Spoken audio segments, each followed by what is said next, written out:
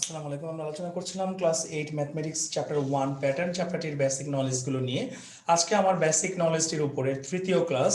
তো আজকের ক্লাসে আমরা অলরেডি বোর্ডে লেখা দেখতে পাচ্ছি জিওমেট্রিক প্যাটার্ন এবং অ্যালজেব্রিক এক্সপ্রেশন নিয়ে আমরা আলোচনা করছি। সো জিওমেট্রিক প্যাটার্ন বলতে আসলে কি বোঝানো হয় বা কাদেরকে বোঝানো হয়, এটা অলরেডি আমি আপনাদের প্রথম বেসিক ভিডিওতে দেখিয়েছিলাম। আজকে আমরা এটাকে আরেকটু ইলাবোরেটলি দেখার চেষ্টা করব। সাপোজ আমি আপনাদেরকে একটি চিত্র শেয়ার করছি এরকম ভাবে।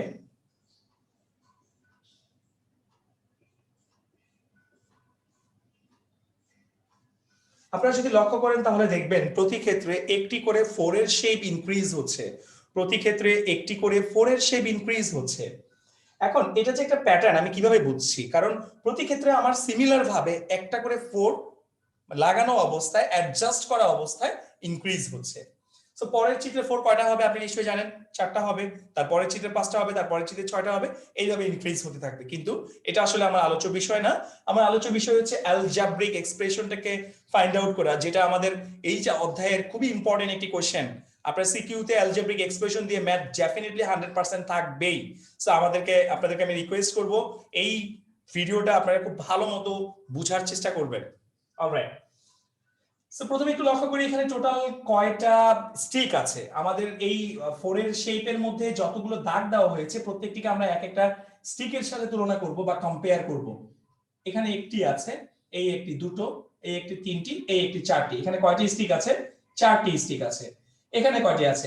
1 2 3 4 5 6 7। এখানে স্টিক আছে আমার 7টি।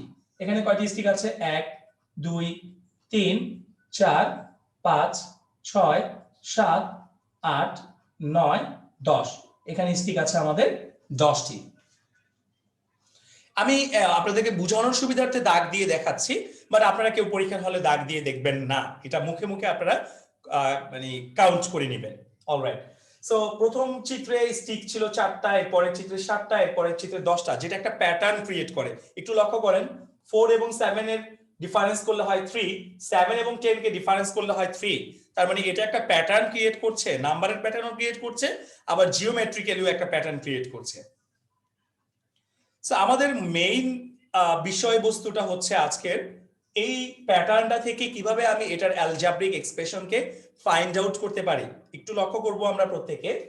এখানে আমাদের সংখ্যাটা ছিল 4 7 and 10, যেটা ডিফারেন্স করলে আমি প্রতি ক্ষেত্রে 3 করে পাচ্ছি। অ্যালজেব্রিক এক্সপ্রেশনটা ফাইন্ড আউট করতে গেলে একটি রুলস বললে ভুল হবে, একটি টেকনিক আছে। জাস্ট টেকনিকটা হচ্ছে এরকম: পার্থক্য বা ডিফারেন্স যত থাকবে, ভালো মতো একটু খেয়াল করব, পার্থক্য বা ডিফারেন্স যত থাকবে অ্যালজেব্রিক এক্সপ্রেশনটা তত এক্স প্লাস বা মাইনাস সামথিং কিছু একটা হবে। আমি আবারও বলছি, পার্থক্যটা বা ডিফারেন্সটা যত থাকবে অ্যালজেব্রিক এক্সপ্রেশনটা তত এক্স প্লাস বা মাইনাস সামথিং কিছু একটা হবে। এটা একটা রুলস। আমার ভিডিওটাকে পজ করে আপনি আমার এই কথাটা মিনিমাম 5 টাইমস শুনবেন। ওকে, অলরাইট, সো চলে যাচ্ছি। এখানে পার্থক্য ছিল আমার 3, দ্যাট মিন্স এখানে আমার 3 বসবে। 3x প্লাস বা মাইনাস সামথিং কিছু। আমি কিভাবে বুঝবো এটা প্লাস হবে নাকি মাইনাস হবে? সেটা বোঝার জন্য আপনাকে প্রথম নাম্বারটা খেয়াল করতে হবে। প্রথম নাম্বারটা কত আছে? 4। সেটা কি আপনার এই ডিফারেন্সের চেয়ে ছোট না বড়? বড়। বড় মানে এই জায়গায় আপনাকে প্লাস দিয়ে করতে হবে। এবার আসেন, এই অ্যালজেব্রিক এক্সপ্রেশনটা এমন ভাবে ক্রিয়েট করতে হয় যেন এক্স এর পরিবর্তে কনসিকিউটিভলি 1 2 3 4 বসিয়ে ফার্স্ট সেকেন্ড থার্ড ফোর্থ টার্মগুলো পাওয়া যায়। আমি আবার বলছি, এই অ্যালজেব্রিক এক্সপ্রেশনটাকে এমন ভাবে মেক করতে হয় যেন এক্স এর পরিবর্তে 1 2 3 4 এমন ভাবে বসিয়ে consecutively first term second term third term পাওয়া যায়। সো একটু খেয়াল করেন ভালো মতো, আমি যদি এই জায়গায় 1 বসিয়ে দেই এবং এক্স এর পরিবর্তে যদি আমি 1 মনে মনে কল্পনা করি, তাহলে কত হচ্ছে? 3 কে 1 দ্বারা গুণ করলে 3, তার সাথে 1 যোগ করলে কত হয়? 4। মিল পেয়েছি? পরেরটা একটু দেখি।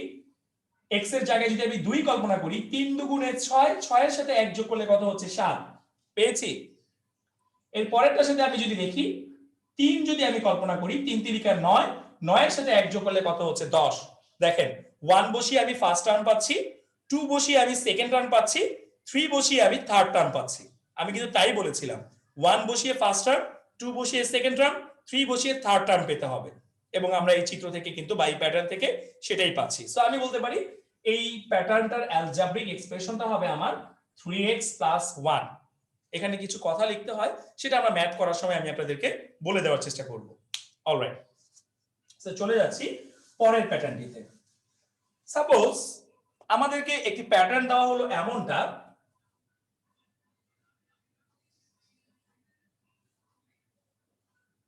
আপনারা নিশ্চয়ই দেখতে পাচ্ছেন শেপটা কিভাবে আমি ইনক্রিজ করছি।